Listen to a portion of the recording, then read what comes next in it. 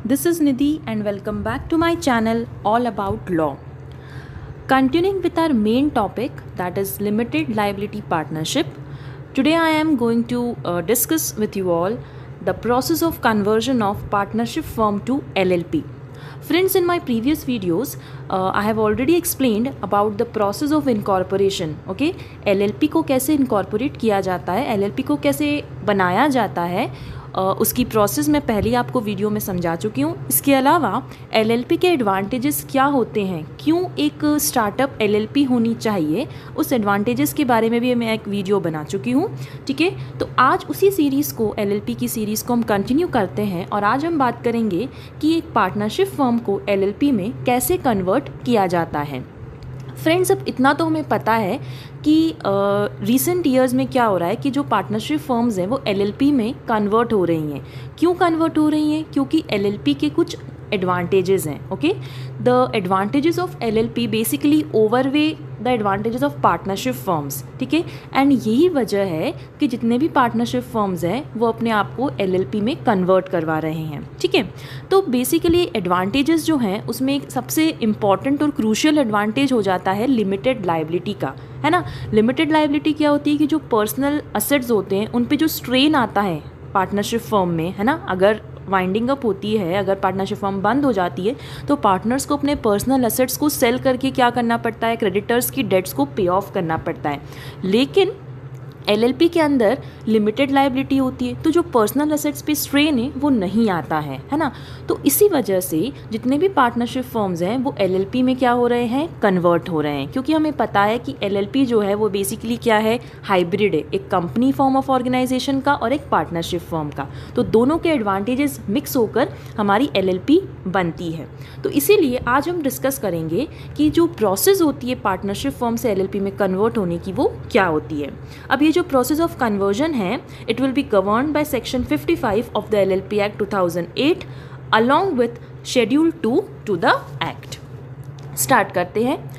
सबसे पहले जैसे मैंने बताया कि why LLP is preferred over a partnership firm, तो उसके जो एडवांटेजेस हैं जैसे कि फ्रीडम ऑफ मैनेजमेंट है, फ्रीडम ऑफ फ्लेक्सिबिलिटी है, बेसिकली परपेचुअल सक्सेशन है, इन्वेस्टमेंट अट्रैक्शन होता है, लिमिटेड लायबिलिटी होती है। तो ये सारे एडवांटेजेस मैंने एक बस क्विक रिव्यू डाला है, इसके ऊपर एक डिटेल्ड वीडियो मैं डिस्क्रिप्शन बॉक्स में डालती हूँ, वो आप उस लिंक पर जाकर वीडियो को देख सकते हैं। तो हम सीधे आते हैं हमारी प्रोसेस ऑफ कन्वर्जन के ऊपर। अब जब कन्वर्जन की प्रोसेस की बात करें तो कन्वर्जन की प्रोसेस से पहले कुछ कंडीशंस हैं। There are certain conditions which need to be fulfilled by a partnership firm in order to get itself converted into LLP. ठीक है, एलएलपी में अगर कन्वर्ट होना है तो पार्टनरशिप फर्म को कुछ कंडीशंस फुलफिल होनी पड़ेंगी, जिसके बाद वो एलएलपी में कन्वर्ट की जा सकती है। सबसे पहली कंडीशन क्या है कि all the partners of the firm shall be the partners of the LLP.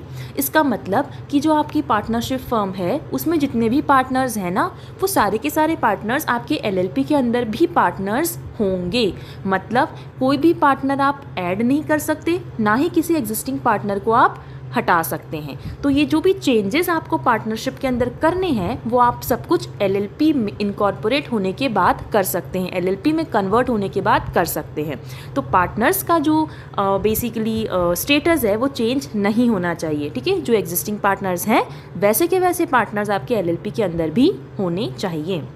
दूसरी कंडीशन क्या होती है कि जितने भी पार्टनर्स हैं उनके पास में डीएससी और डीपिन होना चाहिए। हमें पता है कि सारी फाइलिंग्स जो हैं इलेक्ट्रॉनिकली फाइल होते हैं, सारे डॉक्यूमेंट्स तो इलेक्ट्रॉनिकली फाइल होते हैं, उसके लिए मैंडेटरी क्या होगा, डिजिटल सिग्नेचर्स। ठीक है, तो सारे पार्टनर्स के पास डिजिटल सिग्नेचर होना चाहिए और डीपिन भी होना चाहिए। डीपिन क्या होता है, डेजिग्नेटेड पार्टनर आइडेंटिफिकेशन नंबर। इसके बारे में भी डिटेल्ड जो इन्फॉर्मेशन है वो मेरे प्रीवियस वीडियो में आपको मिल जाएगी, लिंक डिस्क्रिप्शन बॉक्स में है, आप उस लिंक पर जाकर वीडियो देख सकते हैं। ठीक है, तो दो कंडीशंस हो गई, पार्टनर्स में कोई चेंज नहीं होना चाहिए और पार्टनर्स के पास में वैलिड डीएससी और डीपिन होना कंपलसरी है। जो पार्टनरशिप फर्म आप एलएलपी में कन्वर्ट कराना चाहते हैं वो partnership firm under the partnership act 1932 registered होनी चाहिए।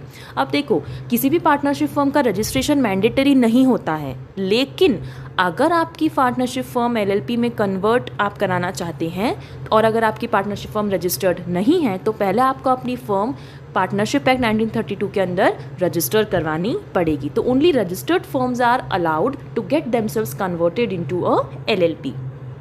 फोर्थ कंडीशन होती है all the partners consent must be obtained. ठीक है, जितने भी पार्टनर्स आपकी फर्म में हैं उन सभी की कंसेंट, मेजॉरिटी कंसेंट नहीं, सभी की कंसेंट होना मैंडेटरी है।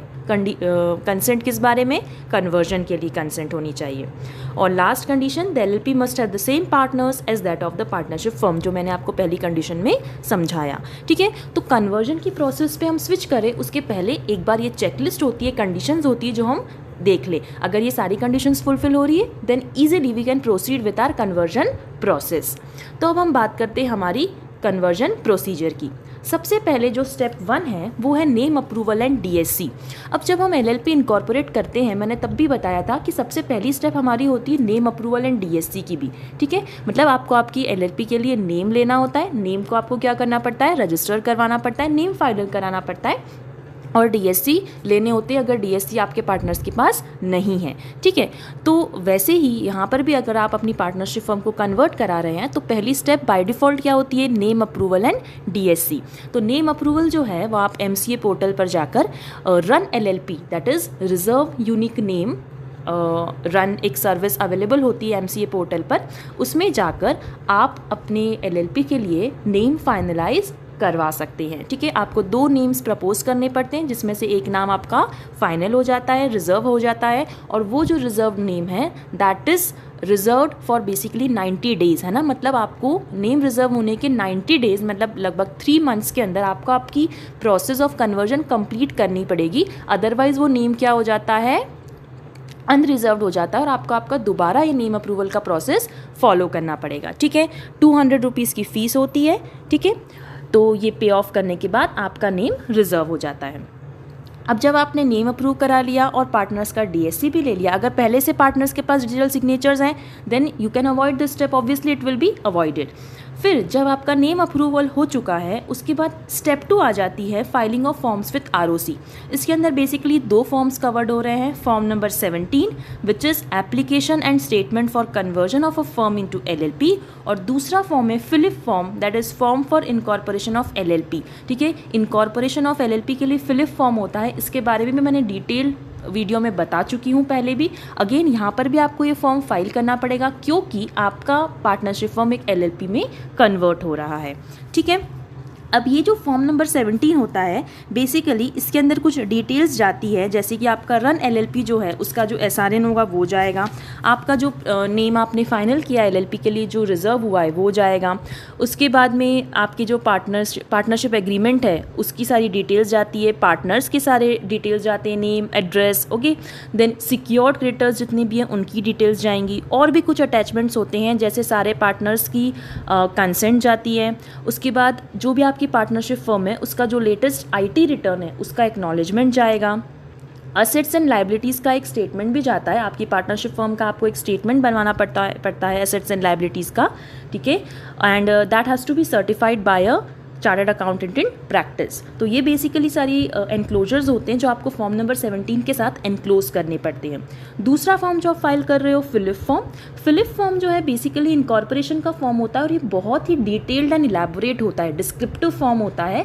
इसके अंदर फॉर्म नंबर 17 के कुछ अटैचमेंट्स एनक्लोजर्स रिपीट भी होते हैं जो आपको करने पड़ते हैं, और डिटेल्स भी आपको और जो भी इंफॉर्मेशन है वो आपको और डिटेल्ड मैनर में इसमें फिलअप करनी पड़ती है। ठीक है, आईडी, प्रूफ ऑफ एप्लीकेंट्स जाता है, कैपिटल कंट्रीब्यूशन कितना है, रजिस्टर्ड ऑफिस के जो आपका एड्रेस है उसकी प्रूफ्स आपको इसमें एनक्लोज करने पड़ते हैं। ठीक है, पार्टनर्स की और फर्दर डिटेल्स एनक्लोज करनी पड़ती है। तो कुछ एडिशनल डिटेल्स होती है जो आपको इस फिलिप फॉर्म के अंदर फुलफिल करनी पड़ती है। फिर हमारी आती है step number 3, that is issue of registration certificate. अगर आपका फिलिप फॉर्म, फॉर्म नंबर 17 दोनों फॉर्म अगर अप्रूव हो जाते हैं तो आपको रजिस्ट्रेशन सर्टिफिकेट मिल जाता है। इस स्टेप के बाद में रजिस्ट्रेशन सर्टिफिकेट आपको मिल जाता है। उसके बाद आपकी आती है स्टेप 4, जिसमें आपको एक LLP एग्रीमेंट फाइल करना पड़ता है। अब देखो, पार्टनरशिप फर्म के अंदर भी पार्टनरशिप एग्रीमेंट होता है, राइट, लेकिन कंपनी के अंदर क्या होता है, memorandum of association and articles of association. LLP के अंदर आपको MOA AOA नहीं फाइल करने होते हैं, LLP के अंदर भी आपको एग्रीमेंट ही फाइल करना होता है, जैसे कि आपका पार्टनरशिप एग्रीमेंट होता है। तो ये LLP एग्रीमेंट जो है आपको LLP 3 फॉर्म नंबर 3 के अंदर इनकॉर्पोरेशन के 30 डेज़ के अंदर अंदर ही आपको सबमिट करना होता है ROC को, ठीक है, या आपको सबमिट करना पड़ता है। जैसे ही आपकी रजिस्ट्रेशन सर्टिफिकेट आपको मिला है, उसके 30 डेज़ के अंदर आपको LLP एग्रीमेंट फाइल करना होता है। जब आपने LLP एग्रीमेंट फाइल कर दिया, उसके बाद स्टेप आती है intimation to the registrar of firms. Registrar of firms को आपको इंटीमेट करना होता है कि आपके कन्वर्जन की प्रोसेस से रिलेटेड सारी डिटेल्स, सारे डॉक्यूमेंटेशंस कंप्लीट हो चुके हैं। ये आपको सारी डिटेल्स फॉर्म नंबर 14 में within 50 days from the date of incorporation क्या करनी पड़ती है, फाइल करनी पड़ती है कि हम सारी जो इन्फॉर्मेशन है, सारी डिटेल्स है, सारी फाइलिंग्स हैं, वो हम कंप्लीट कर चुके हैं। फॉर्म नंबर 14 जो होता है, इसके अंदर आपको इनकॉर्पोरेशन सर्टिफिकेट भी एनक्लोज करना पड़ता है, और इनकॉर्पोरेशन डॉक्यूमेंट आज जो आपने फिलिप के अंदर दिया होगा, वो सारी डिटेल्स भी, वो सारे डॉक्यूमेंटेशंस भी आपको इसके अंदर दोबारा से एनक्लोज करने पड़ते हैं। अब ये फाइल करने के बाद में अगर रजिस्ट्रार सेटिस्फाई हो जाता है कि सारी डिटेल्स करेक्ट है एंड सेटिस्फैक्ट्री है, तो जो आपका रजिस्ट्रेशन सर्टिफिकेट है उसे वैलिडेट कर दिया जाता है। मतलब रजिस्ट्रेशन सर्टिफिकेट रजिस्टर हो जाता है, वो वैलिड हो जाता है। लेकिन अगर सपोज इस स्टेज के बाद में रजिस्ट्रार को लगता है कि कोई इन्फॉर्मेशन फेक है, या इन्फॉर्मेशन मैच नहीं हो रही है, या इन्फॉर्मेशन डिफेक्टिव है, या आपने इन्फॉर्मेशन कंप्लीटली सबमिट नहीं करी है, तो फिर वो आपका रजिस्ट्रेशन सर्टिफिकेट होल्ड कर लिया जाता है। अदरवाइज आपका रजिस्ट्रेशन सर्टिफिकेट वैलिडेट हो जाता है। क्लियर हुआ इतना? उसके बाद जब आपका अब आपका LLP रजिस्टर हो चुकी है, आपकी LLP, आपकी पार्टनरशिप फॉर्म LLP के अंदर कन्वर्ट भी हो चुकी है। अब आपको क्या करना होता है, बेसिकली जब आपकी LLP जब रजिस्टर हुई है, तो रजिस्ट्रेशन के मतलब आपका जो सर्टिफिकेट ऑफ इनकॉर्पोरेशन है, बेसिकली उस पर डेट मेंशन्ड होती है किस दिन से आपका LLP रजिस्टर हुआ है। तो उस डेट से 12 मंथ्स तक, है ना, मतलब अगर आज रजिस्टर हुई है तो आने वाले 12 महीनों तक क्या करना होगा आपको, आपके LLP फर्म के जितने भी ऑफिशियल कॉरेस्पॉन्डेंसेस होंगे, उसमें आपको आपकी पार्टनरशिप फर्म का नेम और रजिस्ट्रेशन नंबर अगर कोई है तो आपको मेंशन करना पड़ता है।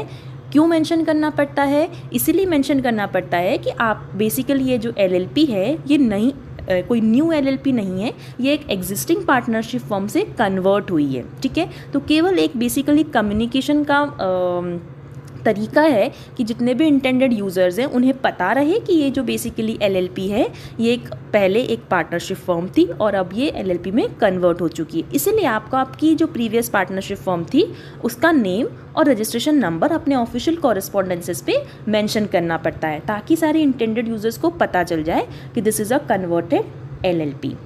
तो friends, this was a process of conversion of a partnership firm into an LLP। कोई भी डाउट या क्वेरी हो तो आप मुझे कमेंट सेक्शन में बता सकते हैं, और अगर कोई पर्टिकुलर टॉपिक पे आप चाहते हैं कि मैं वीडियो बनाऊं तो आप वो भी मुझे अपने कमेंट सेक्शन में बता सकते हैं। Thank you so much for watching the video. Till then, please take very good care of your self and have a nice day. Thank you so much. Bye.